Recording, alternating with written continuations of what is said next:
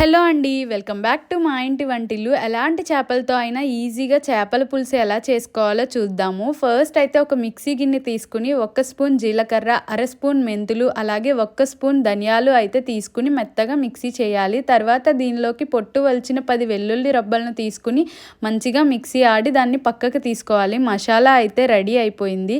తర్వాత చింతపండుని నానపెట్టుకోవాలి. ఒక టమాటాని పెద్ద సైజు తీసుకుని మెత్తగా జ్యూస్ లాగా అయితే పేస్ట్ చేసి పక్కన పెట్టాలి. ఈ చేపల పులుసుకి ఇంకా మంచి టేస్ట్ రావడం కోసం మేమైతే మట్టి పాత్రలో వండుతున్నాము. కొద్దిగా కరివేపాకు, 4 పచ్చిమిర్చిని, అలాగే కొంచెం ఆనియన్స్ని యాడ్ చేసుకుని బాగా కలుపుకోవాలి. ఆనియన్స్ బాగా మగ్గిన తర్వాత మనం ముందుగానే ఆడి పెట్టుకున్న టమాటా ప్యూరీని అయితే యాడ్ చేసి అంతా బాగా కలుపుకుని టమాటా అయితే బాగా మగ్గనివ్వాలి. టమాటా బాగా మగ్గిన తర్వాత కొంచెం పసుపు, కొంచెం ఉప్పు, కొద్దిగా కారం అయితే వేసి బాగా కలుపుకోవాలి. ఆయిల్ బాగా ఇలా పైకి తేలిన తర్వాత దీంట్లోకి ముందుగానే ఆడిపెట్టుకున్న మసాలాను అయితే యాడ్ చేసి బాగా కలుపుకోవాలి. మసాలా పచ్చివాసన పోయిన తర్వాత చింతపండు రసాన్ని అయితే యాడ్ చేసుకోవాలి.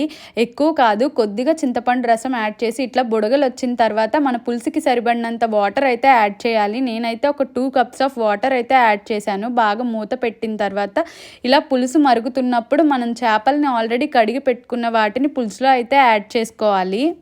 చేపలైతే పులుసులో బాగా ములగాలి. అలాగే స్లోలో పెట్టుకుని బాగా మరగనివ్వాలి. నా చేపల పులుసు అయితే ఆల్మోస్ట్ రెడీ అయిపోయింది. కొద్దిగా కొత్తిమీర వేసి ఒక 5 మినిట్స్ నుంచి స్టవ్ ఆఫ్ చేశాను. చేపల పులుసు అయితే రెడీ.